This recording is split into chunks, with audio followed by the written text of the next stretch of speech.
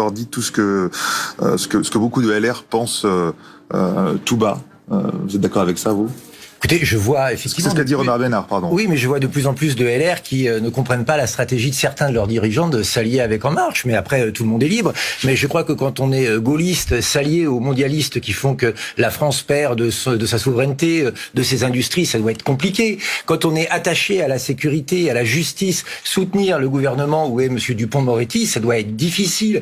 Et je comprends qu'un certain nombre de cadres et de militants ou d'élus LR se reconnaissent plus dans les propositions que peut formuler Marine Le Pen sur la justice sociale, sur le droit d'entreprendre, sur la sécurité, sur l'identité, sur beaucoup de choses. Et nous avons lancé un grand appel à l'Union nationale. Et donc tous ceux qui veulent travailler avec nous ont leur place. Et j'entendais la porte-parole de La République En Marche qui sortait l'étendard de l'extrême droite, comme un épouvantail pour faire peur aux LR. Mais nous ne sommes pas d'extrême droite. Plus personne n'y croit à cette légende. Donc aujourd'hui, il y a un certain nombre, je le dirais, d'opportunistes chez les LR qui trahissent leurs électeurs, parfois en allant à la soupe chez Monsieur Macron. Il y en a d'autres qui sont sur une trajectoire indépendante et d'autres qui écoutent notre discours avec intérêt parce qu'ils savent qu'un jour nous pouvons être amenés à gouverner ensemble dans l'intérêt général, dans l'intérêt du pays. Et c'est ça que nous voulons. Julien Aubert, vous c'est complètement normal dans la Ve République. Il ne vous choque pas que des PS, des LR et la majorité aujourd'hui travaillent ensemble. Pourtant, Éric Ciotti avait bien dit que ce qui nous différencie, c'est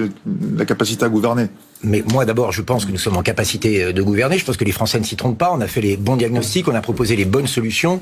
Et on le voit bien aujourd'hui, beaucoup de gens nous rejoignent. D'ailleurs, pas seulement des LR, mais aussi des gens de gauche. Mais moi, je dis à M. Ciotti, à Mme Morano, si nous sommes d'accord sur 95% des thèmes, eh bien, travaillons ensemble à ce projet pour demain. Parce qu'attention, ce sera le deuxième quinquennat d'Emmanuel Macron. C'est-à-dire qu'il ne pourra pas être réélu une deuxième fois à la fin. Et que donc, il aura les mains libres pour casser les retraites, libre pour casser l'assurance chômage, libre pour arrêter tout ce qui fait qu'aujourd'hui on est solidaires entre nous, libre pour continuer la mondialisation, libre pour continuer à accueillir 475 000 migrants supplémentaires légalement par an. Est-ce que c'est ça que veulent les LR? Ou est-ce que c'est une politique d'alternance que nous construisons ensemble, pas seulement avec eux, mais avec du bon sens, autour de Marine Le Pen, qui est aujourd'hui seule alternative crédible à Emmanuel Macron, mais pour défendre la France. Oublions, c'est les intérêts de parti, oublions les intérêts de personnes. Certains se monnaient pour un plat de lentilles, notamment dans le Sud. Eh bien, oublions ça et travaillons ensemble pour l'avenir des Français.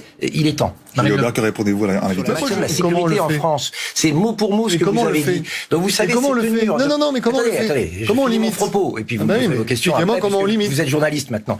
Mais ces postures de plateau qui est de dire la même chose que nous, mais surtout, nous ne nous allierons pas. Et pour au final faire le jeu d'Emmanuel Macron, très sincèrement, beaucoup de vos électeurs sont perdus aujourd'hui et viennent naturellement vers nous. Donc, travaillons ensemble avec tous ceux qui sont de bonne volonté. Eh bien, je vais vous dire, si vous avez des différences, si vous avez des éléments programmatiques à apporter, venez travailler avec nous. On ne peut pas faire l'Union nationale. C'est là où, si vous voulez, il ne faut pas induire les gens en erreur. On ne peut pas dire on va limiter le pouvoir de la Cour européenne des droits de l'homme dans le domaine de la sécurité et dire on va y rester. Parce que c'est comme si je vous disais je vais limiter le pouvoir d'un tribunal ou d'une cour d'appel.